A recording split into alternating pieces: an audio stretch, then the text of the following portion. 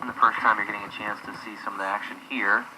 Benjamin preparing for the break. He is leading 3-1. And he is an 8-ball away from being the champion. And the yellow tier. Yellow tier, skill level 4, so it appears both of these players, kind of like Jimmy James, which you mentioned in the orange tier, have gone up throughout the course of the tournament. So they stay within their tier, their portion of the tournament bracket, but they do play at that higher skill level now. So.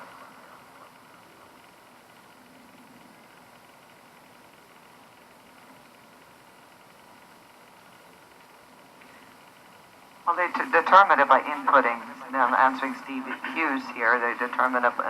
There's no really determination unless they really see something that's off.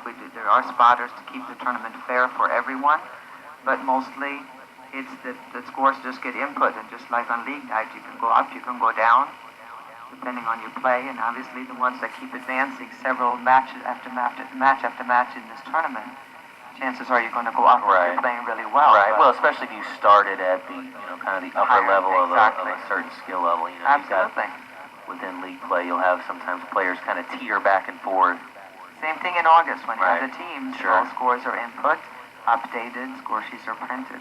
So if you play in a league, you should know that once score sheets are turned in, they're updated. Same thing on the local level. So. Right. Now there is an added layer here when they get to the championships, or to this event in general, in that we have a handicap review committee that's reviewing every score sheet that comes in. These folks work long hours, and they are reviewing every match that comes in to just make sure that things are where they should be. Sure. So, but as you mentioned, most of the work is done there by the Equalizer, proprietary handicap scoring system that we utilize.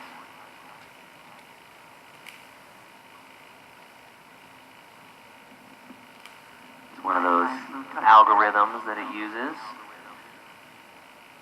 We can go back over to 2 real quick. That is potentially going to, just a quick look at what's going on there.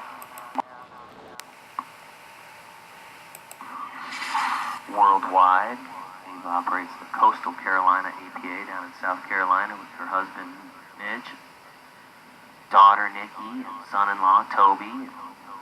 It's a family affair, right? Yeah, we have fun. Very cool. We have fun with it. Get a lot of questions from folks, too, about, how do you become a league operator? And again, the best way to start that process is by going to our website, poolplayers.com. There's an actual section on there that kind of gives you a little bit more information, and ultimately you just give us a ring, and we can have those conversations. But some great markets out there still. If you're interested in running an APA league, there's not a lot of great markets, Ava, but there are some still, because again, most folks have realized it's a great opportunity to do something very fulfilling in life.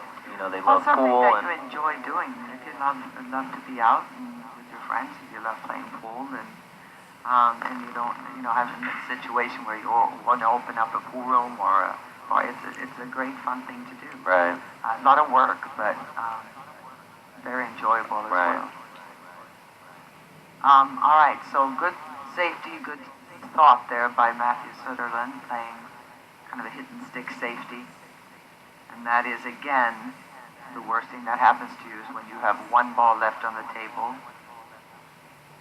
and your opponent has more, because it's much easier, obviously, for them to play a safety. So kind of torture you for a while there. Benjamin in his Las Vegas shirt there. Best way you can go here is 2 rails. And you try to hit this 1 rail. You want to try to hit the cushion that is closest to the object ball that you're trying to hit. Oh, one-handed. How about this? Yeah, he's going 1 rail, isn't he? One-handed, 1 rail. Okay, well. Yeah, the reason why you want to do it, you always want to, it's easier to measure where to hit from the closest cushion. So there's times that you want to go 2 or even 3 rails better than 1. Are you surprised, though, by the technique that he used there to try to kind of spear that ball, I guess? I am. I mean, I don't know if he was too lazy to get the bridge. That's what I was, He's just really good at one-handed pool. There are those players out there, too, that love playing one-handed. You never know. Yeah, so. I wouldn't take any chances at this point in the tournament though and shoot a ball one-handed. Right.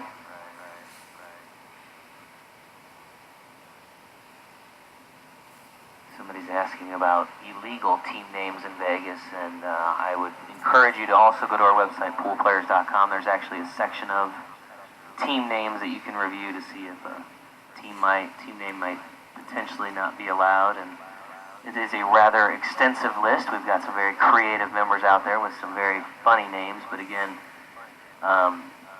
you know, if it's not a name you want your grandma saying out loud, we're probably not going to allow it here. So. And you got to remember too that we're trying to, you know, we have this in hand. Just want to make sure you don't clip that 8 ball going in, because if you do, then the 8 could get in a tougher spot. So make sure to get a clean make on the 2 ball here, and he's going to have a good shot. Fairly easy 8 ball in the corner pocket.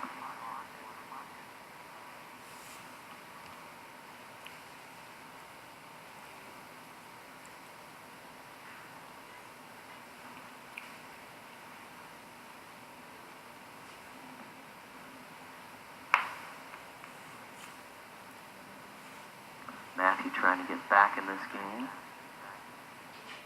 There you go. Now with a shot on the 8. Maybe they want to know if Mitch plays in the league, and what is his rating? Mitch is about a 3, and he plays in, once in a while, he'll be on a team. We both travel a lot, so, and we also cannot play in higher level tournaments. Right. So definitely not you, he's kind of worthless on the team because we've gone a lot and he can't help in the. But he plays a little bit. My daughter plays quite often. My son-in-law plays, and my step-grandson plays in the league. Both of them. Yeah, she was so excited. Lots of great stories out here. Another great story that we missed, I guess at the end of our last, the last match, the semifinal match, there was a proposal right on the floor. I heard the applause, we weren't sure what was going on, and I'm not so, and that's certainly not uncommon, proposals, weddings that we see out here, which is a great thing, you know. APA leagues bring a lot of folks together, a lot of folks from all walks of life. Sometimes relationships develop, and those relationships evolve into marriages and kids and all those great things. Yeah. So that was cool. I wish I could have seen that. So you are now back at table 9, where Matthew Soderlund has been successfully staving off elimination now. He's at 2 games, still needs 2 games. Benjamin Almazan still on the hill there. All right, so table number 1, which we have been covering, they are racking the balls right now. And it looks like maybe, is Daniel down there? Or Yeah, I think they're taking a quick break. break. Okay. So they're going to take a quick break on that one.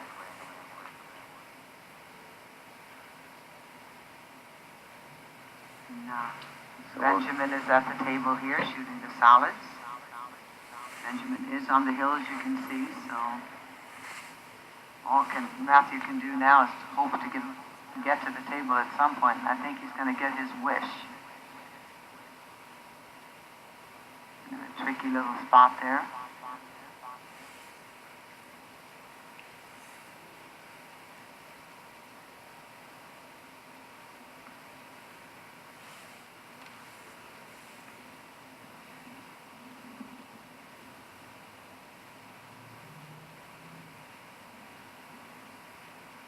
All right, we're going to quickly pop over to table number 2 because things are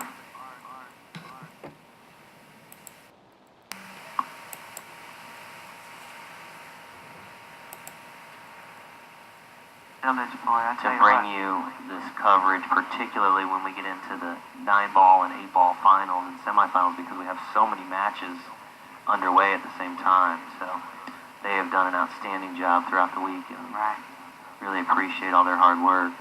And we do have 3 matches left going on, but because this one is down to close to the 8 here, they're down close to finishing. The other 2 tables, they still have a way to go. That's where we're going to try to stay on this match unless something quickly happens over on one of the other tables. We'll pop over. Yeah, I know Benjamin on table 9 is on the hill, but his opponent's still at the table, so I don't know that we're all that close. We will keep an eye on it, though.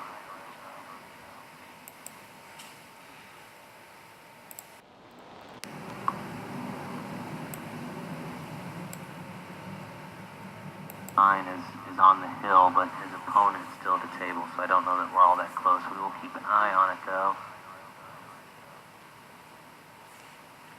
And if it looks like that match is about to conclude, we will try to get over there. You know what? Let's go over there real quick because we got it. I've got one ball here. It's trying to make the 10 ball in the corner pocket. And this is Matthew at the table currently. And if Matthew makes this, gets on the 8, obviously that's going to bring him to the hill also. Big shot for him right here.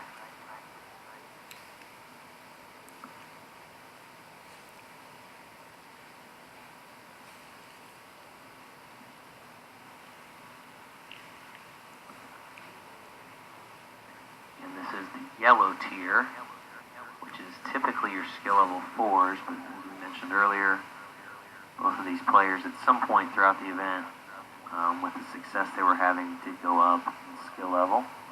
Matthew. But again, it could be the first match. Sure, yeah. They may have come out right on the cusp, yeah. But you've got to do some winning out here to advance, and yeah. so in the course of that, it means you're playing well, and they mean you go up in skill. Greg Roberts asking, Jason, you guys win? Not sure what he's referring to, but I will just say, yes, we do win.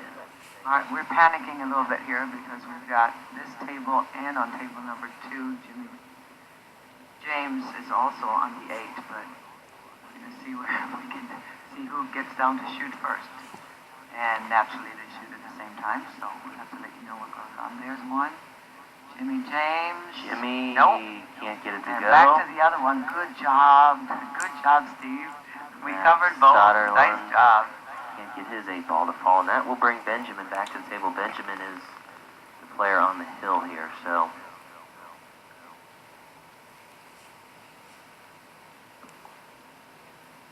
The 7s are taking forever, is the only thing I can tell you right now. Safety Yeah. battle after safety battle after safety battle.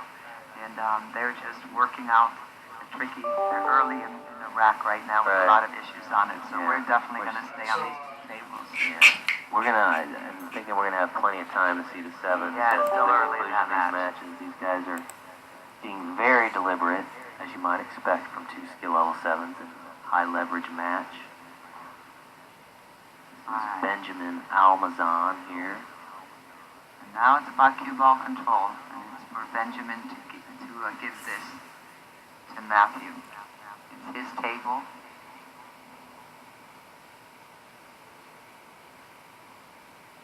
And all, obviously, Matthew can do is hope that he messes up somehow.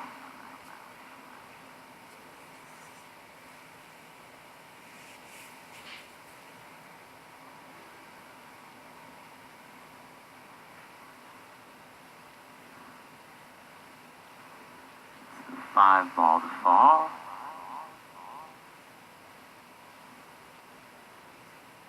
There is Mark Cable keeping this game going. Good job. Mark refusing to go without a fight. Absolutely. He now has 2 games in a race to, I believe, 4. Like that. Yeah.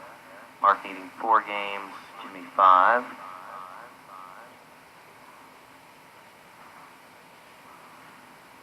Boy, hit that firm.